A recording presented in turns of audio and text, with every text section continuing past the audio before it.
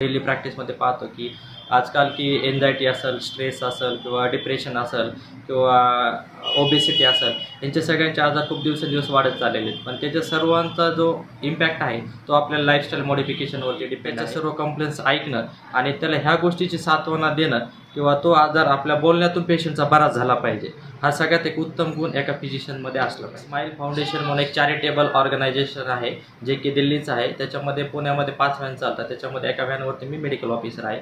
त्याच्यामध्ये ऑलमोस्ट आम्ही पुण्यामधले सर्व स्लम्स कव्हर करतो. सर, तुमचं स्पेशलायझेशन कशामध्ये झालेलं आहे? जनरल मेडिसिनमध्ये झालेलं आहे माझं स्पेशलायझेशन. तुम्ही डॉक्टर झालात, याचे श्रेय कोणाला देणार?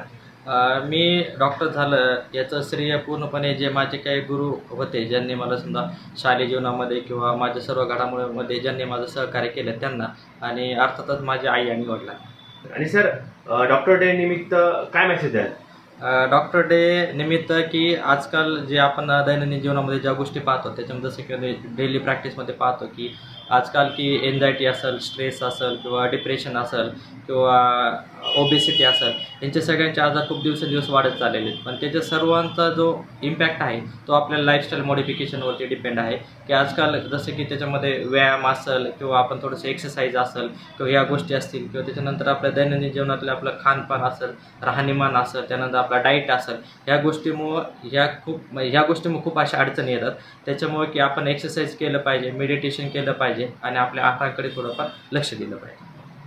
जनरल फिजिशियनमध्ये कोणते गुण असावेत, काय वाटतं याबद्दल? ह्याच्यामध्ये सगळ्यात उत्तम गुण जर कोणत्याही फिजिशियनचा म्हटलं तर त्याच्या आधी जे आमच्यासमोर कधी पण जो पेशंट येतो समजा, सगळ्यात आधी की त्याच्या सर्व कंप्लेंट्स ऐकणं आणि त्याला ह्या गोष्टीची सांत्वना देणं किंवा तो आजार आपल्या बोलण्यातून पेशंटचा बरा झाला पाहिजे, हा सगळ्यात एक उत्तम गुण एका फिजिशियनमध्ये असला पाहिजे. त्याच्यामध्ये झिका व्हायरस सध्या पसरतोय आणि याची काळजी कशी घेतली पाहिजे व यावर काय टिप्स असतील? आता झिका व्हायरस हा एक व्हायरल आहे. त्याच्यामध्ये जसं की एक मच्छर असतील, समजा जसं डास वगैरे असतील, त्याच्यामुळे तो पसरतो. किंवा त्याचबरोबर आपल्या आसपास जे काही हायजीन असते, समजा जसं काही ओला कचरा असेल, सुका कचरा असेल, त्याला आपण व्यवस्थित त्याचं निराकरण करून ठेवलं पाहिजे. त्याचबरोबर की जे काही आपल्या आसपास जे काही समजा पावसाचं पाणी असेल किंवा दुसरं सांडपाणी असेल, ते जास्त दिवसाचं वापरू नये किंवा त्याला झाकण वगैरे असलं पाहिजे. त्याच्यामुळे सुद्धा डास होण्याचं प्रमाण वाढते आणि हा एक व्हायरल कॉज आहे, त्यामुळे एकाला झालं तर दुसऱ्याला पण होऊ शकतो. आणि त्यानंतर आपल्या आसपासचा परिसर स्वच्छ असला पाहिजे. तुम्ही रुग्णांची सेवा करतातच, त्याचबरोबर तुम्ही सामाजिक काही उपक्रम राबवता का? हो, नक्कीच. मी सामाजिक उपक्रम त्याच्यामध्ये मी कायम सक्रिय असतो.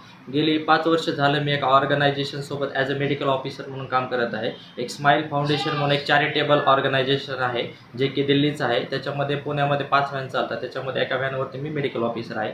त्याच्यामध्ये ऑलमोस्ट आम्ही पुण्यामधले सर्व स्लम्स कव्हर करतो. त्याच्यामध्ये आम्ही ॲक्टिव्ह डिजीज असेल, क्रोनिक असेल, जेवढं आमच्याच्याने शक्य असेल तेवढं आम्ही टोटली फ्री ऑफ कॉस्ट त्यांची चेकिंग पण करतो आणि त्यांना सर्व मेडिसिन हे प्रोव्हाइड करतो. आणि त्याच्यामध्ये आम्ही जास्तीत जास्त हा प्रयत्न करतो की आम्ही प्रत्येक रुग्णांपर्यंत की जो पेएबल नाही आहे किंवा जो कॅपेबल नाही आहे मोठ्या हॉस्पिटलला जाण्यासाठी किंवा कुठे डिस्पेन्सला किंवा कुठे जाण्यासाठी, तर त्याला आम्ही जास्तीत जास्त मदत करण्याचा प्रयत्न आम्ही त्या माध्यमातून करतो.